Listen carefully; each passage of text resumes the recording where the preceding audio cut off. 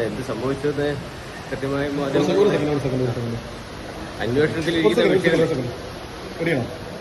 അന്വേഷണത്തിലിരിക്കുന്ന വിഷയമല്ലേ. അന്ന് എന്താ സംഭവിച്ചത്? ആരുടെ വീഴ്ചയായിരുന്നു അത്? വീഴ്ച എനിക്ക് പറയാൻ പറ്റില്ല. അതിപ്പോ അന്വേഷണത്തിലിരിക്കുന്ന ഒരു വിഷയമാണ്. അത് കഴിഞ്ഞ ഉടനെ തന്നെ ഇപ്പോൾ മൊഴി കൊടുക്കാനാണ് വന്നിട്ടുള്ളത്. അന്വേഷണത്തിലിരിക്കുന്ന ഒരു വിഷയത്തെപ്പറ്റി ഞാൻ എങ്ങനെയാണ് നിർണ്ണയിക്കുക? കളക്ടർ പറയുന്നത് ക്യാഷ് ഒരു പ്രശ്നമായിരുന്നില്ല, എത്ര വേണമെങ്കിലും തരാമായിരുന്നല്ലോ. ക്യാഷ് സംബന്ധിച്ച് ആരും ഒരു വിഷയം പറഞ്ഞിട്ടില്ലല്ലോ ഇവിടെ.